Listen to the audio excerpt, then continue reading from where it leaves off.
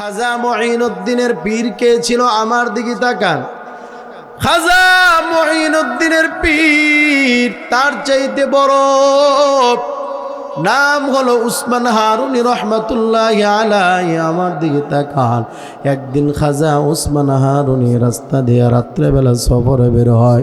এই যুবক ভাইরা, কলিজার মোহাব্বত নিয়া হৃদয়ের কানে শুনো, জিন্দেগি যদি কখনো মন চাই পরিবর্তন হওয়ার, তাহলে হতে পারবা, মনে করবা সেই আকাবিরদের একেবারে জীবন বৃত্তান্ত থেকে সংক্ষিপ্ত আকারে এত বড় মানুষ ছিল, কাফের হিন্দু মুসলমান হয়ে যায়, তাহলে আমরা তো মুসলমান, একটু ভালো হতে অসুবিধা কোথায়? কথা বল না কেন আপনি?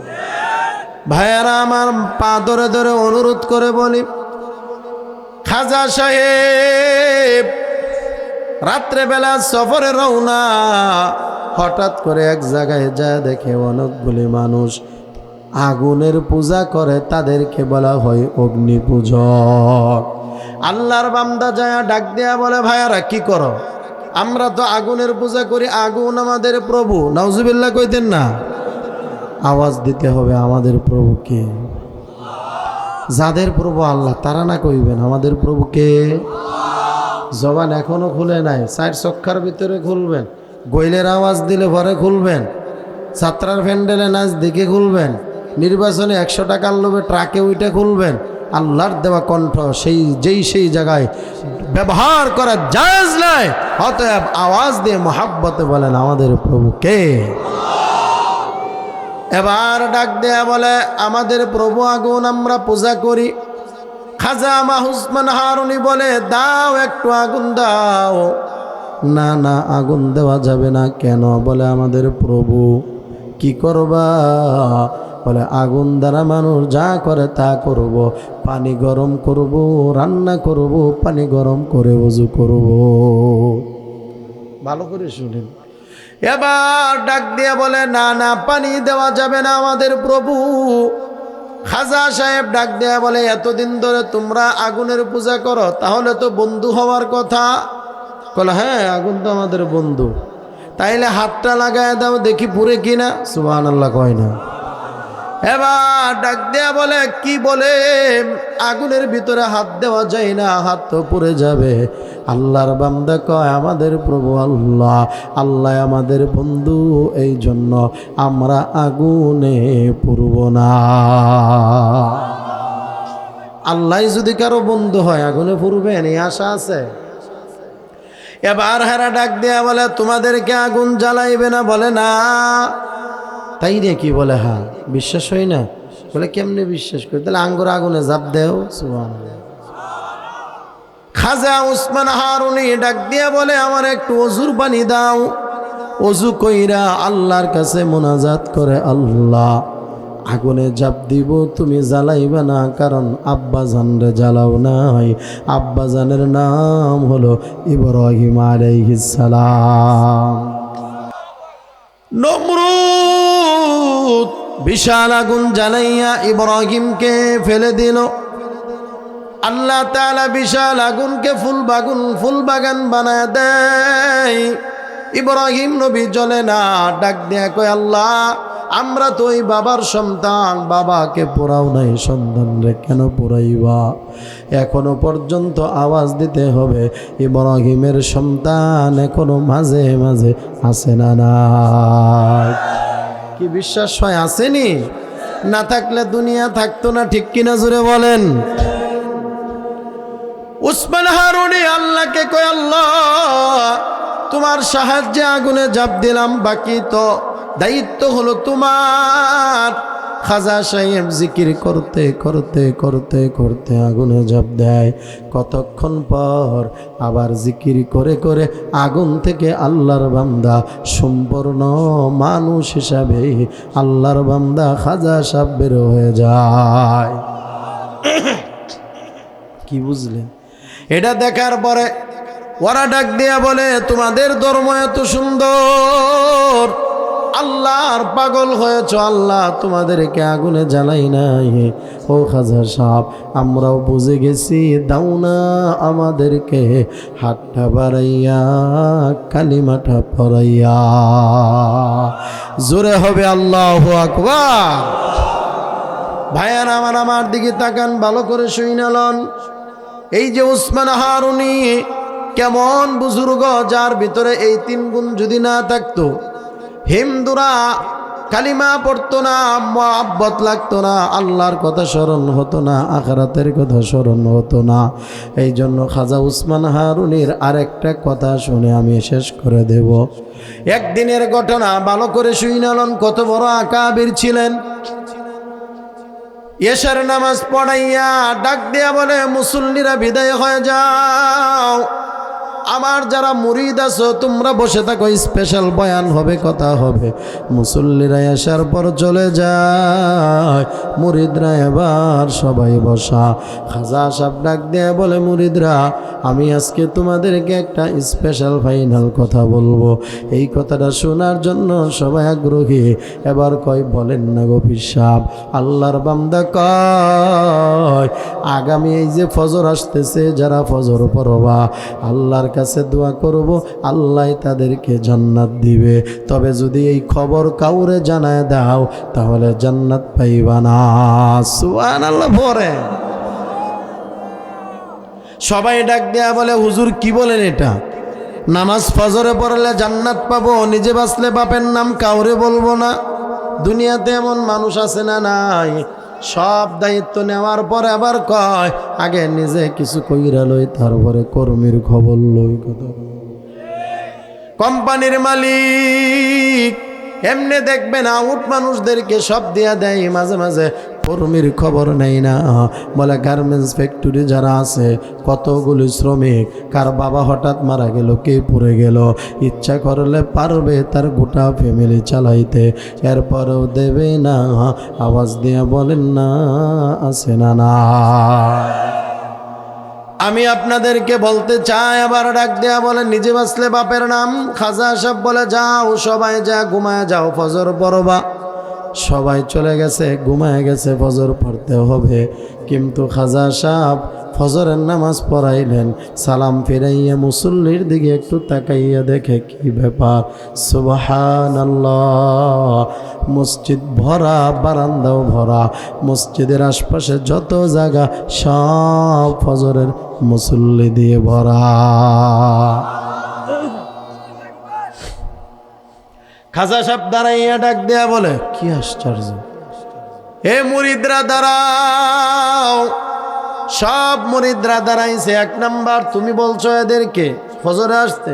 হুজুর আমি কি পাগল, আমি জান্নাত দাঁড়াবো, আমি না। 2 নাম্বার, তুমি বলে না। 3 নাম্বার, তুমি না। এভাবে করতে করতে শেষ। কেউ বলে না আমি বলেছি। একজন অল্প বয়সের যুবক বালক, তার বয়স হলো 18, নাম হলো খাজা মঈনুদ্দিন। খাজা মঈনুদ্দিন রুমালটা দিয়ে এক কোণারে দাঁড়াইয়া আছে, নিজ দিকে তাকাইয়া ভদ্রতার সহিত। খাজা সাহেব ডাক দেয়া বলে, বাবা খাজা মঈনুদ্দিন, ও মঈনুদ্দিন তুমি এদিকে আসো। আসার পরে বলে, তুমি দাঁড়ায় আছো কেন, মন খারাপ নেই? এবার কয়, বলো সত্যি করে, এদেরকে তুমি কি ফজরে আসতে বলছ?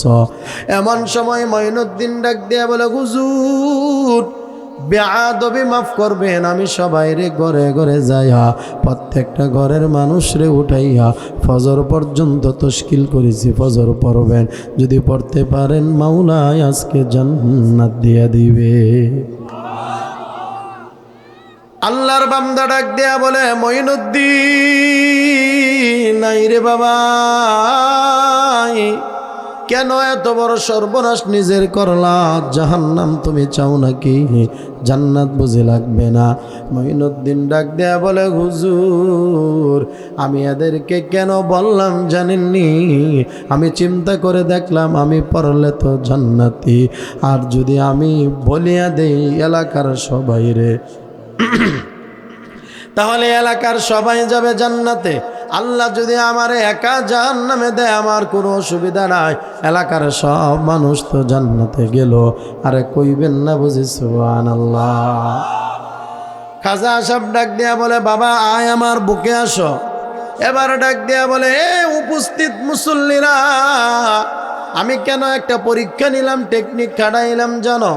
আমি খাজা উসমান হারুনি বয়স্ক হয়ে গেছি, আমি তোমাদের সাথে থাকতাম, আমার সাথে সম্পর্ক রাখতাম, আমি পিসাব, আমার পিসাব আমারে এখানে খেলাফতের পাগড়ি পরাইয়া দিছে, কিন্তু আমার সময় বেশি নাই, কোন দিন জানি মারা যায়। এই জন্য খাজা সাহেব বলে, আমি চিন্তা করলাম আমার দায়িত্ব আমি কাকে দেওয়া যায়, কাকে দিয়ে যাব। একটা পরীক্ষা নিলাম, আমার মঈনুদ্দিন ফাঁস করে ফেললো কেমনে? আমার মঈনুদ্দিনের ভিতরে ফিকির আছে, দরদ আছে, উম্মতের একা জান্নাতে যাইতে চাই না, প্রয়োজনে জাহান্নামে যাবে, এরপরেও যেন মানুষগুলো জান্নাতে যায়। আমার মঈনুদ্দিন ফাঁস করেছে, আমার মঈনুদ্দিন এত ভালো, উম্মতের ফিকির করে, দরদ আছে। আমি দেখলাম এমন দরদের মানুষকে, তাকেই আমি আমার খেলাফতের দায়িত্ব দিয়ে যাব। আওয়াজ দেয়া কি বলা যায় না সুবহানাল্লাহ? এবার মঈনুদ্দিনের মাথায় পাগড়ি উঠে দেয় আর বলে, আজ থেকে আমার জায়গায় তোমারে পাগড়ি পরাইয়া খেলাফত দিয়া দিলাম। ও মানুষেরা রে, আমার মঈনুদ্দিনের কাছে কাছে থাকবা, তোমরা কামিয়াব হয়ে যাইবা। আমি এতক্ষণে বলতেছিলাম 3 গুণওয়ালা ব্যক্তিরে বন্ধু বানাও। খাজা উসমান হারুনের ভিতরে 3 গুণ ছিল, মঈনুদ্দিনের ভিতরেও 3 গুণ ছিল, বায়েজিদ বুস্তামির ভিতরেও ছিল, আমাদের আকাবিরদের ভিতরে 3 গুণ ছিল পরিপূর্ণ। এখন বর্তমানে আপনাদের জানা মতে আমাদের ময়মনসিংহ জেলায় মুরব্বীদের অভাব নাই। এমন মুরব্বী যাকে দেখলেই মানুষ মুসাফার জন্য পাগল, যার কথা শুনলে আখিরাতের কথা আমল বাড়ে, আবার যার আমল দেখলে আখিরাতের কথা স্মরণ হয়ে যায়। এবার একসাথে আওয়াজ দিয়ে বলেন না, বাংলাদেশেও আছে, ময়মনসিংহেও আছে, হতে পারে গাজীপুরেও আছে, এমন আল্লাহর বান্দা বুজুর্গ 3 গুণওয়ালা ব্যক্তি এখনো আছে না? না, আল্লাহ তাআলা বলেন, শেষ কথা এটা, ইয়া আইয়ুহাল্লাযীনা আমানুত্তাকুল্লাহ ওয়া কুনু মা'আস সাদিকিন। আল্লাহ কয়, 1 নাম্বার আমি আল্লাহর ভয় করো, 2 নাম্বার সত্যবাদীদের বন্ধু হয়ে যাও। যদি সত্যবাদীদের বন্ধু হয়ে যাও, অটোমেটিক আমার ভয় তোমাদের অন্তরে চলে আসবে। আর যদি ভয় চলে আসে, জান্নাতের গ্যারান্টি। অতএব ভাইরা আমার, 3 গুণওয়ালা ব্যক্তিকে বন্ধু বানাবো। 1 নাম্বার বলেছি, 2ও বলেছি, 3ও বলেছি। এবার সবার কাছে জানতে চাই, এমন 3 গুণওয়ালা ব্যক্তি কারা? একটু তালাশ করা দরকার আছে না নাই? এরপরও আসতে কইলেন, মোহাব্বত লাগে না নিজের পরিবর্তনের জন্য? জোরে বলেন না, তালাশ করা দরকার আছে না নাই? আরো জোরে বলেন, আছে না নাই? ভাইয়ারা আমার, ভালো করে শুই নালন। আজকে আপনাদের এই মাদ্রাসা না কিসের মাহফিল? মাদ্রাসার না, মাদ্রাসার একটা মাহফিল। এত বড় বড় উলামারা বয়ান করেছে, আসতেছে আর এক হযরত, যার কণ্ঠ আল্লাহ এত সুন্দর জাদু মাখা কণ্ঠ দিয়েছে, মন ভরে বয়ান শুনবেন মনে হয় কাছাকাছি চলে আসছে। এবার আমি আপনাদেরকে বলতে চাই, এমন 3 গুণওয়ালা ব্যক্তিকে শুধু বন্ধু বানালে হবে না, নিজেও এমন বন্ধু হওয়া মানে 3 গুণ ভিতরে ঢুকাইতে হবে। এই জন্য যদি বলেন পারবো না, আমি বলবো আপনার শিশু বাচ্চাটাকে এমন মাদ্রাসায় ভর্তি করে দেন। হতে পারে আপনার দোয়া থাকলে আল্লাহ তাআলা বুজুর্গ বানায় দিবে। ঠিক কিনা জোরে কর? কি সন্তানগুলোর মাদ্রাসায় দিতে মনে চায়? কার কার মনে চায় হাত তুলেন। যারা বিয়ে করছে না এরাও হাত তুলছে। হ্যাঁ, বিয়ে করবে না, করবে তো, এই জন্যই তো হাত তুলছে। সবাই হাত তুলেন, হাত সোজা করেন, সবাই হাত সোজা হয়েছে না কেন? হ্যাঁ, হাত সোজা করেন, নাহলে বদদোয়া দিলে আঙ্গুলে গ্যাস্ট্রিক হইব। হ্যাঁ, হাত সোজা করেন। লিল্লাহে তাকবীর, জোরে বলেন লিল্লাহে তাকবীর। আল্লাহ আমাদের কবুল করো, জোরে বলেন আমিন। তাহলে ভাইয়ারা আমার, কষ্ট হইতেছে, এদিক দা কষ্ট হইতেছে, নাহলে এদিক দা। আর 2-4 মিনিট, হুজুর আসলেই শেষ। থাকবেন 5 মিনিট। কারা কারা 5 মিনিট থাকবেন না হাত তুলেন। সারা রাত দাওয়াত দিছে নাকি হুজুরেরা? হ্যাঁ, এটা কইতে পারেন, যতক্ষণ বয়ান চলবে ততক্ষণ আছে। আল্লাহ আমনেই করেন আর যেই করুক, আমার জন্য যে আমনে সারা রাত না, এটা আমার বুঝার আর বাকি নাই। আল্লাহ আমাদের এই দিনের মহাব্বত কবুল করুক, জোরে বলে না। ভাইয়ার আমার থাকা লাগবে না, অল্প কথা শুনবে না, আমল করবেন। নবীজি আমার অল্প অল্প বয়ান করতেন, সপ্তাহে 2-1 দিন। সাহাবীরা শুনতো, সাথে সাথে আমল করতে লেগে যাইত। আর আমরা 1 বছর শুই না, একটা আমলও করতে মনে চাই না। তাহলে আমরা সন্তানগুলোকে একেবারে আল্লাহর আদালতে পেশ করে জান্নাতে যাইতে চাই। রাজি ইনশাল্লাহ? সবাই রাজি নি? আল্লাহ কবুল করুক, বলেন আমিন।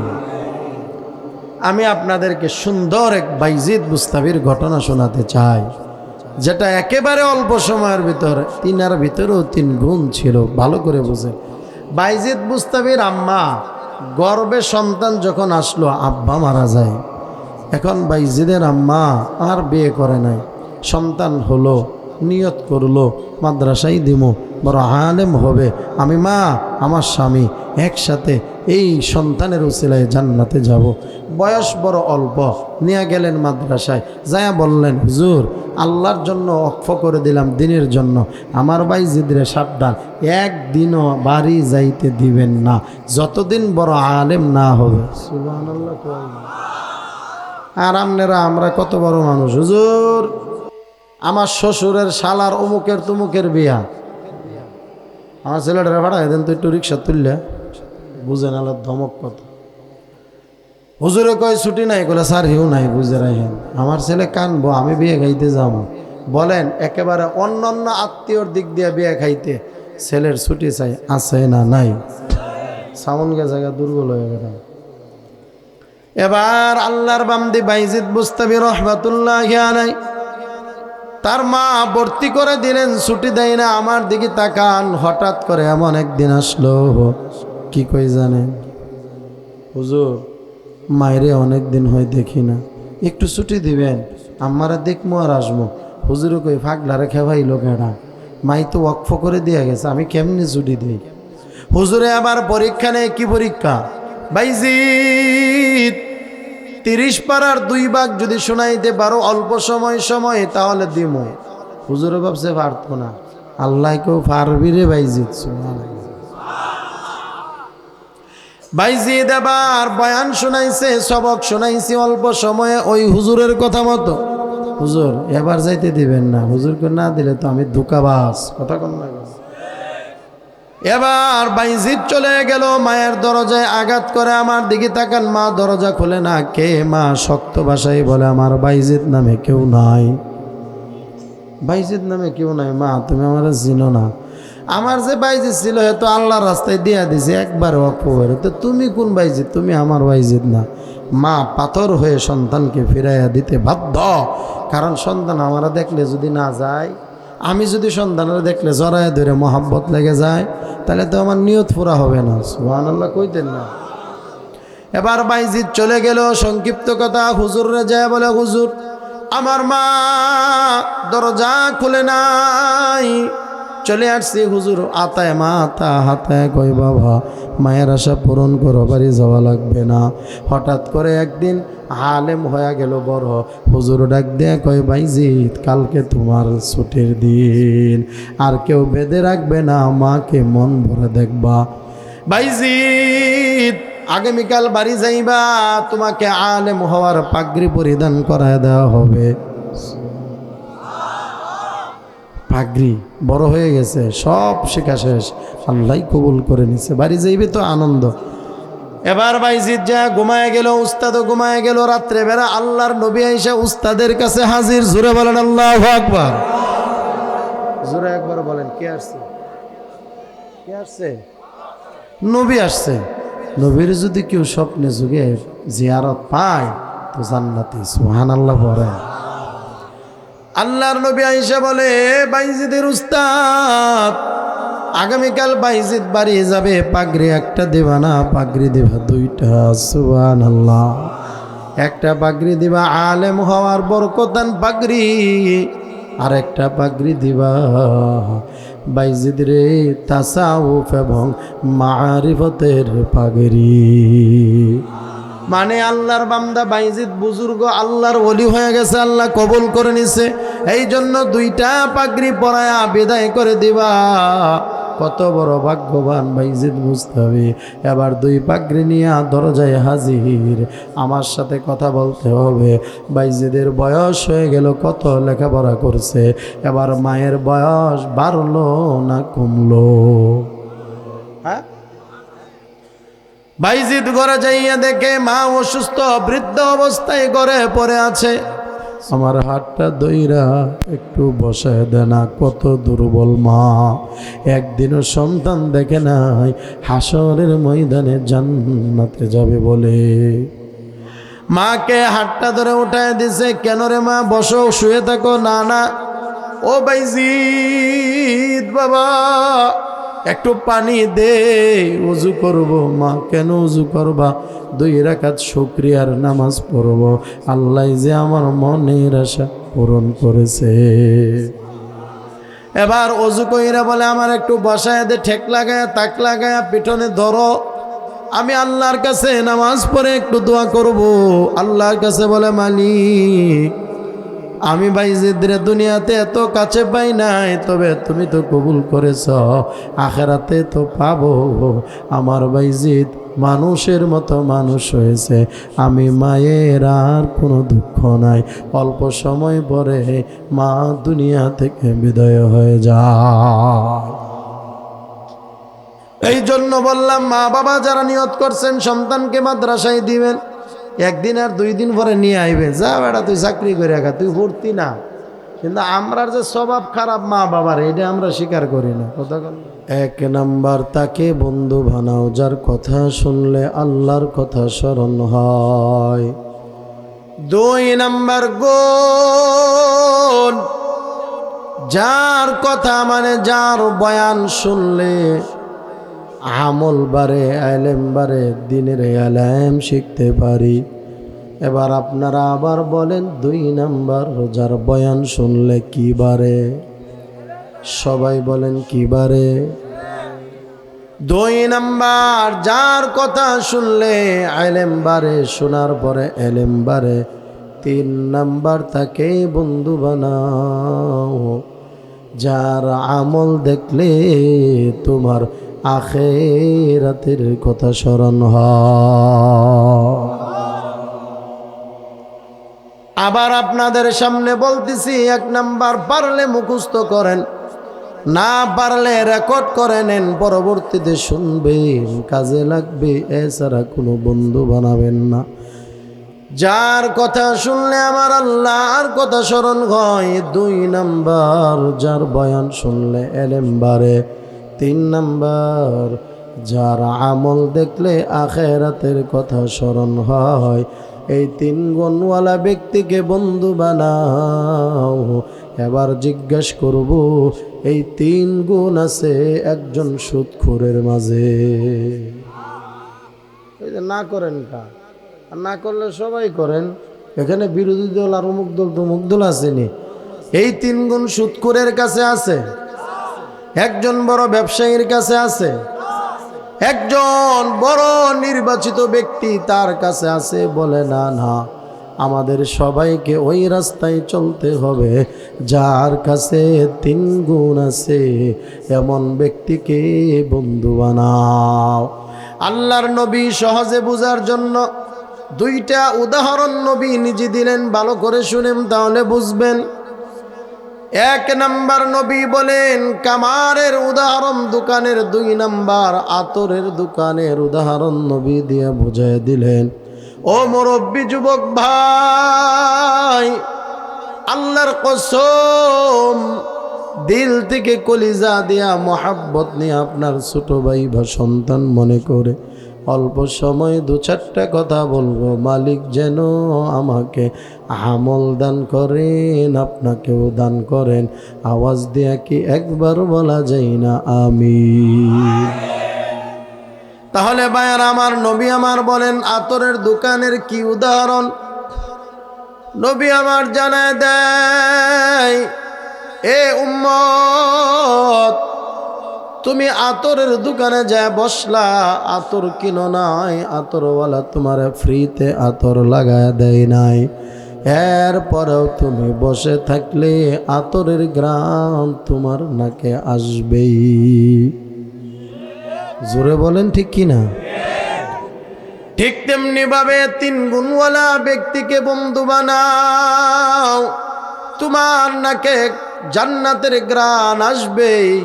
নবী আমার বলে 2 নম্বর উদাহরণ, কামারের দোকানে যাওয়ার পর ওই কামারের দোকানে যদি বসো, কামার যে দা কুড়াল খন্তা বানায় হাতুড়ি দিয়া আঘাত করে করে, যেটার দ্বারা আগুন জ্বালাই, আছে না নাই? ওটা যখন আগুন যখন এভাবে কেমন জানি হাতের দ্বারা এমন করে বলে ওখান থেকে আগুনের তাপ বাড়ে, আবার বাড়ি দিলে মাঝে মাঝে দেখবেন ওখান থেকে কিছু কালো কালো কি যেন উড়িয়া যায়, এটার দ্বারা ঘ্রাণ পাওয়া যায় না, আসল কথা হলো দুর্গন্ধ পাওয়া যায়। ঠিক কিনা কর? তাহলে ভাইয়ারা আমার ভালো করে শুনে লন, কামারের দোকানে বসলে দুর্গন্ধ নাকে আসবে, আতরের দোকানে বসলে ঘ্রাণ আসবে।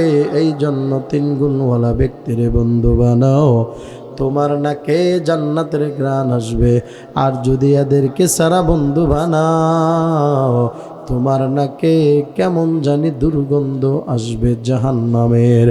অতএব ভাইয়ারা আমার আবারও বলি, 3 গুণওয়ালা ব্যক্তিকে বন্ধু বানাবো। এবার প্রশ্ন করবেন, হুজুর এই 3 গুণওয়ালা ব্যক্তি কি দুনিয়াতে আসেনি? এটা যদি আপনারা জিগান, আমি আবার বলবো বর্তমানে আছে কিনা এটা পরে। কারণ এখন যদি বলি উমুকের কাছে 3 গুণ আছে, আপনি কবেন হ্যাঁ তো ইসলামী আন্দোলন করে। আমি যদি বলি উমুকের কাছে, আপনি বলবেন খেলাফত করে। এই জন্য এটা পরে বলি, আপনারাই বুঝে নিবেন। আগে শুনেন, আমাদের আকাবির যারা চলে গেছেন, আকাবিরদের মাঝে হাজার হাজার আকাবির ছিলেন, যাদের কাছে 3 গুণ ছিল পরিপূর্ণ। আওয়াজ দেয়া কি একবার বলা যায় না সুবহানাল্লাহ? এই জন্য আকাবিরের নাম বলতেছি, খুব মনোযোগ দিয়ে 2-1টা মানুষের কথা শুনেন। একজন আকাবিরের নাম বলবো, ভালো করে শুনে লন। যাদের কাছে গেলে আল্লাহওয়ালা মানুষ হয়ে যায়, যাদের বয়ান শুনলে এলেম বাড়ে, যাদের আমল দেখলে মানুষগুলো আখিরাতের আমল মনে পড়ে। টোটাল কথা হলো তাওবা করে তখন তারা আল্লাহওয়ালা হয়ে যায়। আপনাদের একেবারে চেনা জানা প্রসিদ্ধ একজন আকাবির, নাম তার খাজা মাঈনুদ্দিন। শুনছেন কোনদিন? খাজা মাঈনুদ্দিন কত বড় আল্লাহর বুজুর্গ। আমার দিকে তাকান, যার হাতে লক্ষ লক্ষ হিন্দু কালিমা পড়ে মুসলমান। আউলিয়ারা কার উকবা ইখতিয়ার, জাহেলারা কার দুনিয়া ইখতিয়ার। মাইলে মুমিন সুয়ে মুমিন মিশাওয়াত, মাইলে কাফির সুয়ে কাফির মিশাওয়াত।